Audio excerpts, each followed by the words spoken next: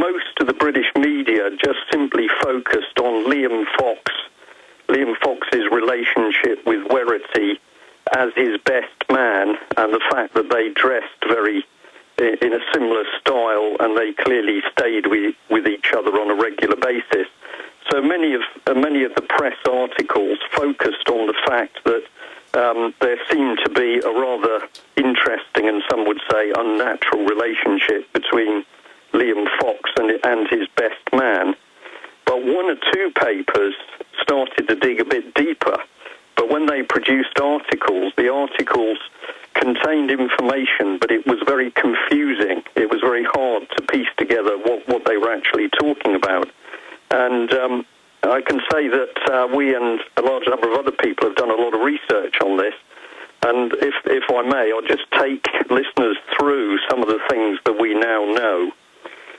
So if we set the scene, we've got British Secretary of State for Defence, Liam Fox.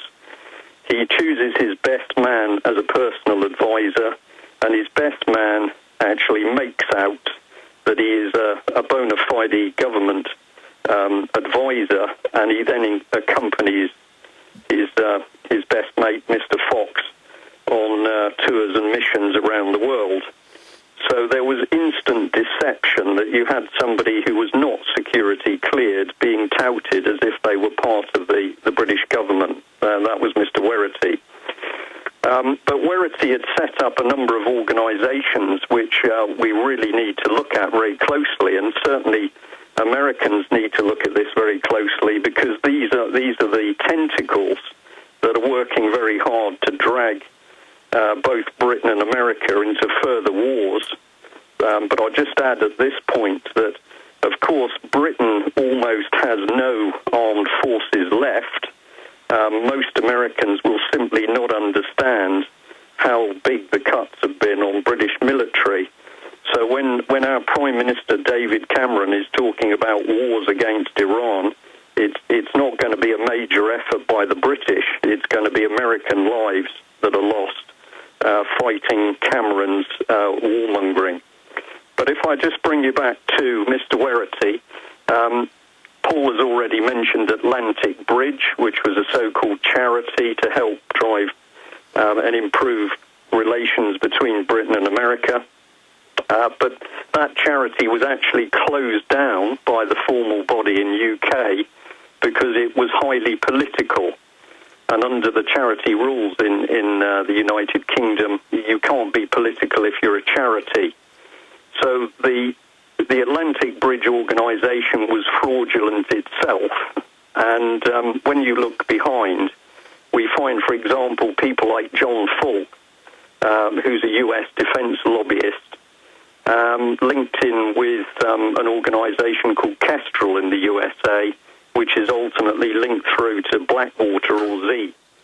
So we're not seeing just an innocent best man who happened to set up a charity to help relations with Britain and America. We're seeing a man who's intimately connected in with what I regard as international mercenary organisations.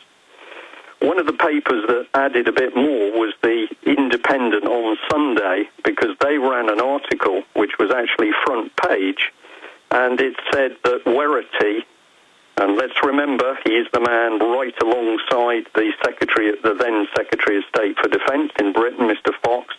Their headline said that Werity plotted with Mossad to target Iran. So what was happening at the time the Liam Fox scandal came to the surface was that it was clear that in the background work was going on in order to help start some form of conflict with Iran. And it was very interesting that another British paper, the Daily Mail, ran some paragraphs in which it said that many officials in the Ministry of Defence in Britain were becoming very, very concerned because they knew that people were acting in a private capacity to influence defence. It's more like offence policy. And they also warned that Mossad was using useful idiots in the British government in order to help foment trouble on the world stage. age.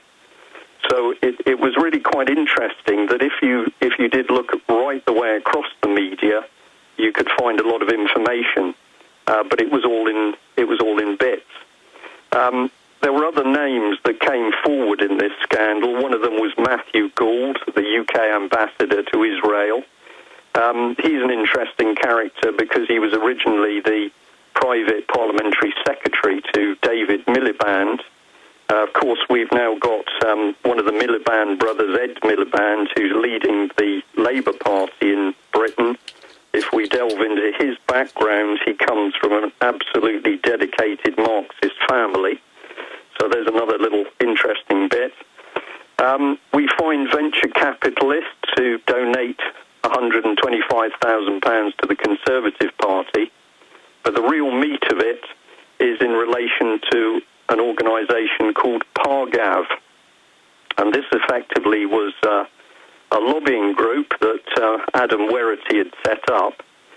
And once we start to look at Pargav, we find not effectively, because it's been reported in the press, but it's been hidden. We have a Finnish-Israeli arms dealer who's worth some £2 billion. We have him connected to Pargav, and we learn that he donated £15,000 for Cameron's leadership campaign. So here we have David Cameron, who appears out of nowhere, we call him a toff schoolboy from Eton. He suddenly appears as the British Prime Minister, and now we're seeing that the type of people who funded his leadership campaign are major international arms dealers. But it gets better than that, because we can start to actually see that there are other groups involved. So there's the Thamaris investment group, which was paying money into Pargav as well. And that company owns, it is said, about 40% of the major property in Las Vegas. Casinos, it's got property in Washington, New York, Times Square. So the people who are clustered around Mr. Werrity and therefore intimately linked with Mr. Fox are certainly major and extremely wealthy people, including arms dealers. But we can get in a little bit deeper on this, because there was also a hedge fund called CQS involved. This was also linked through a man called Oliver Hilton into Pargav, and CQS invested some £21.5 million in a high-tech firm called L3. And when Mr. Fox scrapped Britain's Nimrods, these are equivalent to the American maritime patrol aircraft, such as the then P.7, they're the same age. But the moment those aircraft were scrapped, they cut the wings off them, they destroyed all the simulators. But by an amazing coincidence, they were then replaced by 3 Boeing RC-135 aircraft worth $650 million, and those aircraft came from L3. So you can see that there was wheeling and dealing going on with absolutely massive UK defence contracts that were being done through the back door by Mr. Werrity and his organisation Pargav and Pargav Limited. So the major press, which has convinced people in Britain that it's a little bit of maybe slap and tickle between Mr. Fox and his best man, this is a smokescreen, because what has gone on in the background is absolutely massive arms deals. But of course, it's also exposed that David Cameron has been levered into power by international arms dealers. And I mean, as you said, this just opened up a can of worms that never ends. There was another group which was connected to this scandal, which I mentioned at the start. You had Werrity, of course, with Atlantic Bridge, but Atlantic Bridge, one of its main funders is this Israeli BICOM lobbyist groups, and from what I can see, no mainstream establishment newspaper has done a story on this astounding revelation, which came out in a leaked email, which was mistakenly sent by BICOM's CEO, this Israeli lobby group, to the press.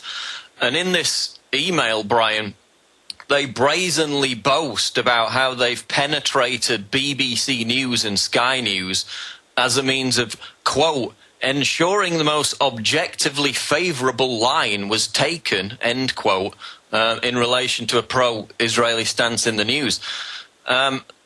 Here's another quote in this leaked email. After contact with BICOM media team, Sky News changed their narrative in explaining the prior events in the region which led up to this weekend, and they're talking about the siege on the Israeli embassy back in September. So this group that funds Verity's Atlantic Bridge, in their own emails, brag about how, I mean, there's another one where they talk about they have a meeting with the BBC News editor. There's another quote where they say, quote, I briefed Jonathan Ford, the Financial Times lead writer, for his upcoming article. I briefed him. It's not that they gave him a quote or an interview. This lobby group is briefing our journalists, BBC, Sky News, Financial Times, on what to report. And they brag about how they made them change their narrative about certain events. And this is the group linked to Verity's Atlantic Bridge. So, I mean, Brian, we've caught them red-handed. This is how talking points in the media are generated. It's about how they dictate reality to us. So, I mean, what does this say about the so-called impartiality of the likes of the BBC and Sky News, that they're being briefed by pro-Israeli lobby groups? Well, this is absolutely correct. I'd just like to say at this point, because I think it is an important thing to talk about. We're here talking about Israeli interests.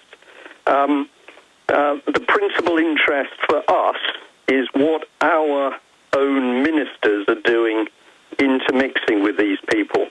I can at the moment just sort of put a wall down and say the Israelis, separate country, whatever they want to do, they can get on and do it. We may not agree with all of it, but at the moment in Britain we are focusing on what our own politicians are doing, being bought or directed by these people. When I voted when I have voted in national elections, I don't ever remember voting on a basis that I wanted people who were actually working for Israel coming into my country. Now, the key man in this, Mr. Zabludowicz, was the man who was intimately linked with the British Israel Communications and Research Centre, and he donated some £800,000 to them. So we're not talking about small institutions who are short of a bit of money. We're talking about people who are directing sums of billions of pounds or billions of dollars, and they are capable of buying whole organisations and government, never mind a few individual people. But if you dig into BICOM, you very quickly find Mr. Fox's smiling face at their events. And the other important thing to realise is that this activity is not related to one party. It's not related to the British Conservative Party, because we've got individuals like Hazel Blear's MP for the Labour side, who's also intimately involved with them. In fact, I can also say that Michael Gove, who's now our Education Secretary, is another man who is happy to come under the BICOM fold. So I think that what we're really starting to ask is who are these people who are now in our Parliament, and who are they working for? And the UK column, we did it as a very measured article, but we ran